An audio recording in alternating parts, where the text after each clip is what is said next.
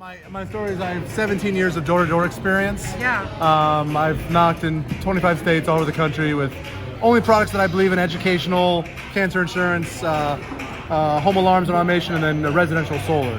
And so I've built, trained, managed teams, and knocked on over 100,000 doors. And so this is the approach that I use. It's knock, knock.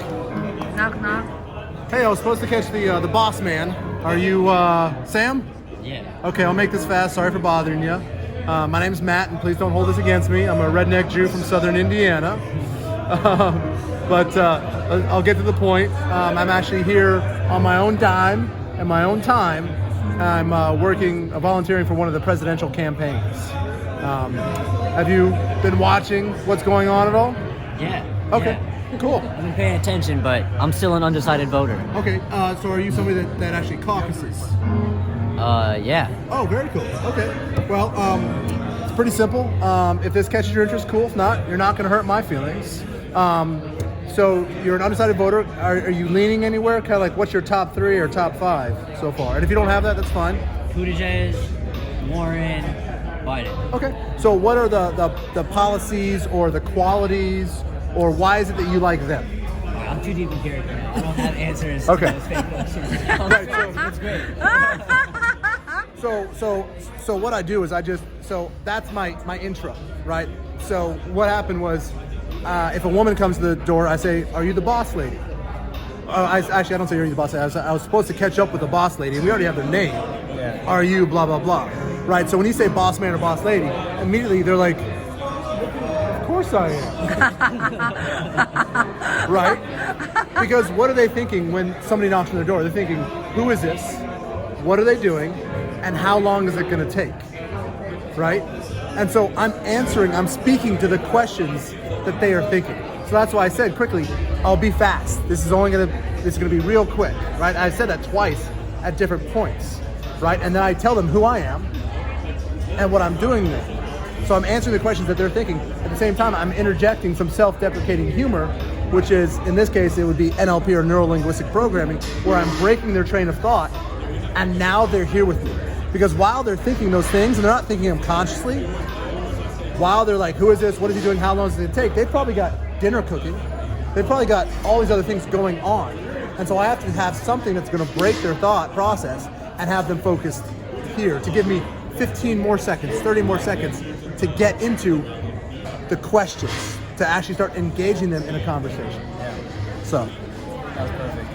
yeah. All right. And the reason that how you ran out of answers shows how you were in the moment. You weren't thinking, like, you couldn't think about dinner, you couldn't think about your kids, you were thinking about this moment, and that's because you don't know the answer, you kind of ran out. Yeah. That's perfect. Right, so today I had a guy, Larry, and well, actually, let's go with Donald, and he didn't tell me who his top 3 were or top 5 were. He was like, yeah, I've been kind of paying attention, but not really. And so I started asking him, what matters to you? What topics? What subjects?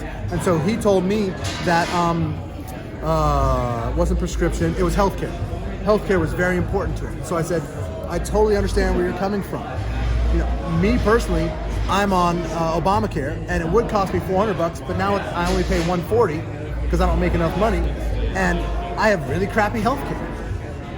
Right? So he told me his story, that he works for the University of Iowa, and he pays $34 a month, and he's got really good healthcare. But what he's concerned about is when he retires, how expensive it's going to be. I'm like, I had no clue that my parents are paying over $1,000 a month each for their health insurance. That's right. Right.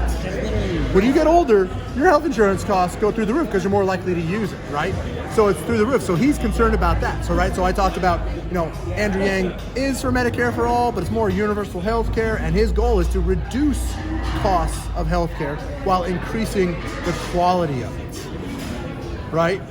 And so I interjected a story about my parents, which he can relate to. They're already in the situation that he's moving towards, right? And then I brought in Andrew Yang about it. So question, because people don't care how much you know until they know how much you care.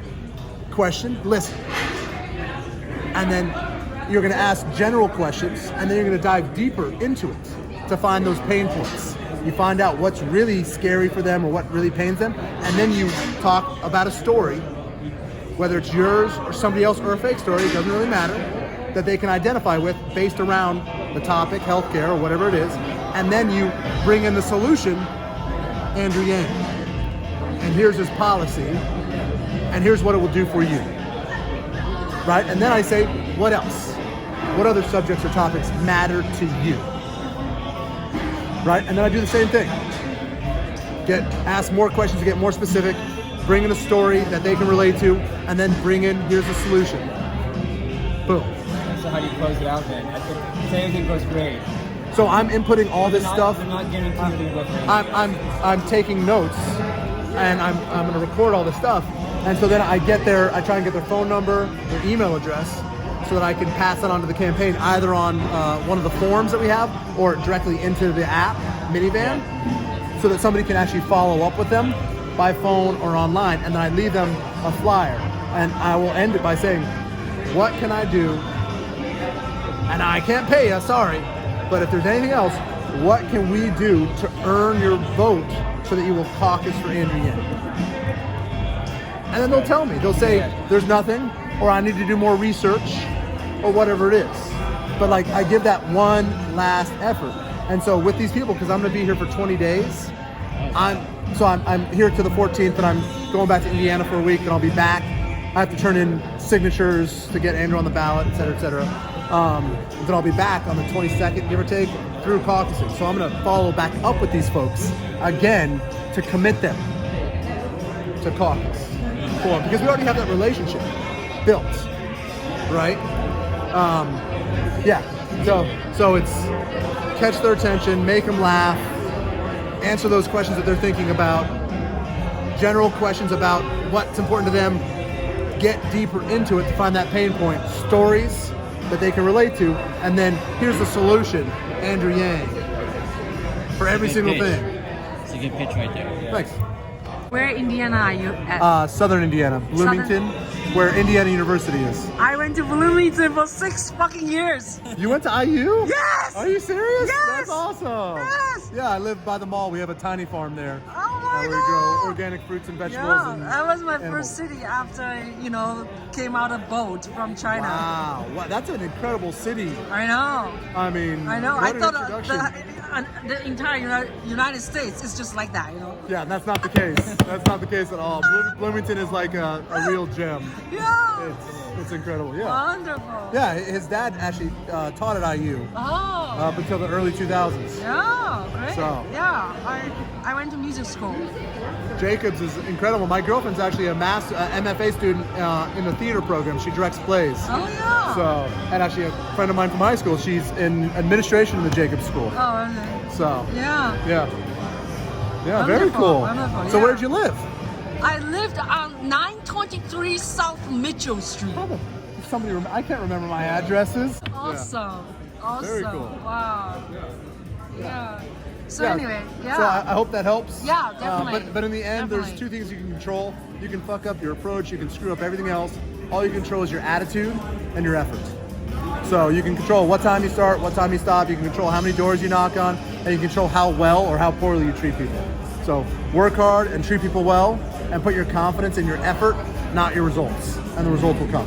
Did you ever get into a situation that it's very embarrassing or people treat you badly?